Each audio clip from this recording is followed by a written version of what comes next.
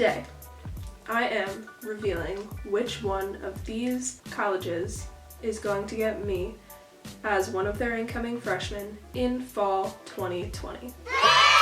And if you're my friend or my family, you probably already know because I didn't wait to post this video as the announcement. I already did it, so like people already know. But to document this time of my life and to put it on the internet, I'm doing it for a video. I originally got this idea for this college reveal from Emma Mondin. She baked cupcakes and put all these icons in them, and it was so cute. And it was the first like college decision reveal video I'd ever seen, and I was like, that's so cute. I'm gonna do that when I decide where I'm gonna go to college, and I held that promise to myself because here I am. Without further ado, we are going to get into this video. If you haven't seen my college decision reactions video, you should definitely go check that out, but I showed each of the schools and my reactions to getting in or getting denied. But if you didn't see that video and you want a quick little summary, I applied to 12 colleges. Of those 12, I got into these 7 right here. This decision started out fairly easy. I could knock some easy ones right off my list, but down to like the top 3 and 2, it got really difficult. The first school that I could eliminate was California State East Bay. I toured this school back in December of last year, I'm pretty sure. I just went because it's close to my house. And yeah, the campus was honestly just kind of boring. It felt like a community college to me. It didn't really feel like a big university with like lots of spirit or really anything that I was looking for. This was the easiest school for me to take off my list. Now the next 2 schools are both in Oregon, University of Oregon and Oregon State. I applied to University of Oregon first with more interest in this school than Oregon State, but I was told that I didn't meet like some basic requirements for admission that there was no way I could get because they were classes that I was lacking. But anyways, they put me on holistic review. Basically, they needed to see my first semester senior grades. It had been weeks since my grades came out and I hadn't heard anything, and I applied early action for the school, so I was still waiting for an answer in March. So I just thought that nothing was happening and I was not getting considered. So then fast forward a couple weeks and my family and I decided to take a trip up to Oregon because none of us had ever been on that drive from Northern California to Oregon. When we got there, me and my family toured Oregon State.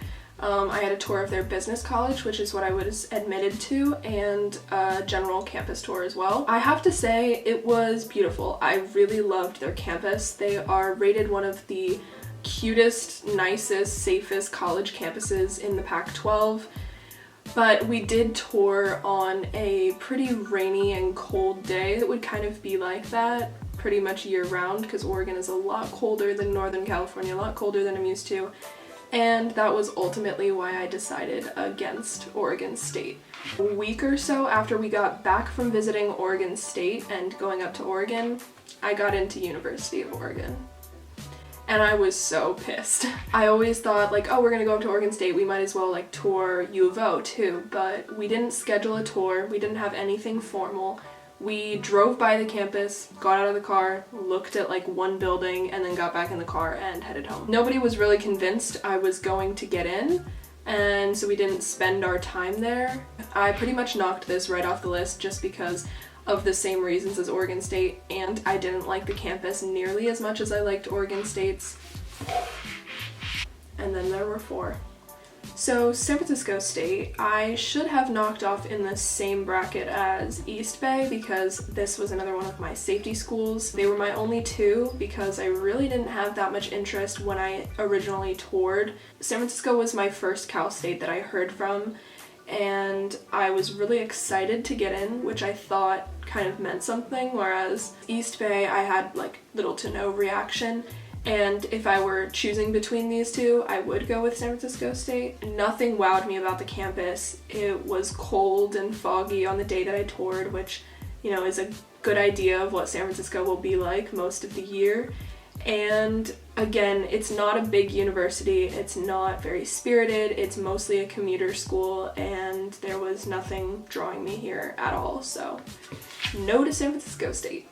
Here are my final 3. Honestly, I just looked at these 3 schools on my list and I just felt so much more drawn to these 2 than Sacramento State. And Sacramento State was really beautiful. My family and I were really surprised by the campus. I had never been to Sacramento before, so again, we took a little drive. It's about 2 hours from me, and we were all really surprised with this campus. It was big, but they made it feel small when we walked around, and it was warm, it was sunny, we had a great walk around, it was just beautiful.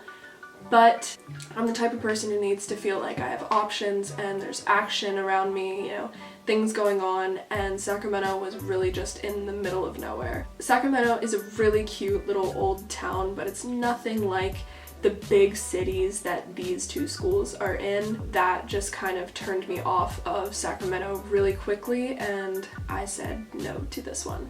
This was the most difficult decision I've ever had to make. This decision kept me up at night, and I cried and I contemplated. So a little bit of background of the things that I wanted. So I really wanted to be near action. I wanted to go to a school with a lot of spirit and like a feeling that people love to go there.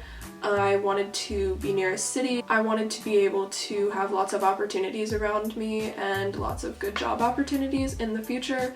So let's start with San Jose State. Their campus is not the most beautiful one that I've toured. It's not your typical college campus. It's very much in the middle of downtown San Jose. It's open. They share their library with the public. It is big. There's about 33,000 undergrad students, and it feels incredibly small when you walk on the campus for that number of students. When I got to the school on my most recent tour, it was raining, and it was like a little cold, but you know, I was wearing a thin jacket and I was fine. And then the rain cleared up and it was kind of like sun showering, and then by the afternoon it was completely gone and it was warm and beautiful. So I basically saw all of the weather conditions that it could possibly be in one day, which was great and really helpful. Now, University of Arizona, on the other hand, I never toured their campus. I still haven't toured to this day. Me and my friend spent the weekend in New York because I went to one of their Wildcat days that they offer in different places.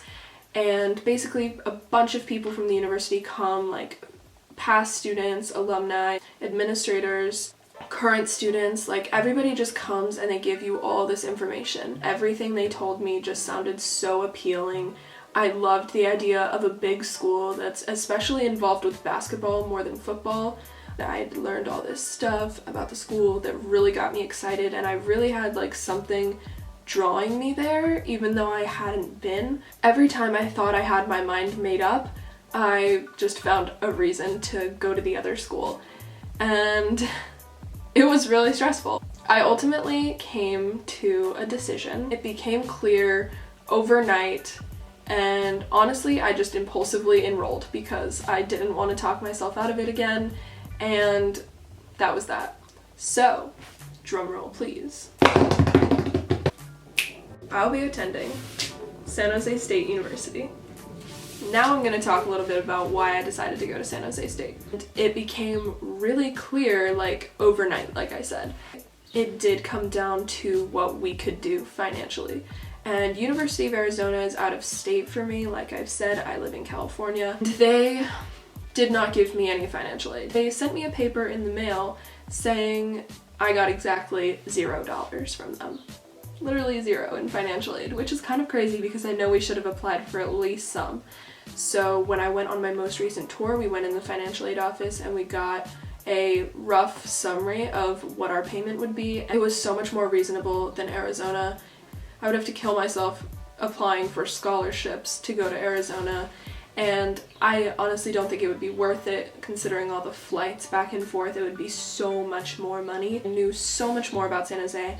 I'd loved it, and I could see myself being happy there. Something that was really awesome that helped me get really excited about this school is that I was able to be posted on an Instagram of the class of 2024 and meet a ton of incoming freshmen to San Jose.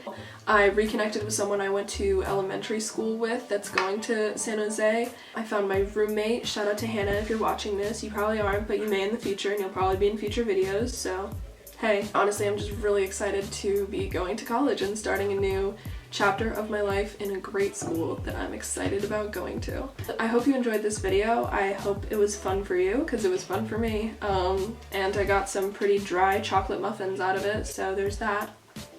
I hope this could be helpful for you, or you just enjoyed watching it, or you're just my friend supporting me. That'd also be really nice. Any of the above. Thank you for watching this video, and stick around for lots of more college videos to be coming soon, as well as more videos coming because of quarantine and because I have boatloads of time on my hands to make videos. Like and subscribe to make sure that you don't miss any videos in the future, and I'll see you in the next one.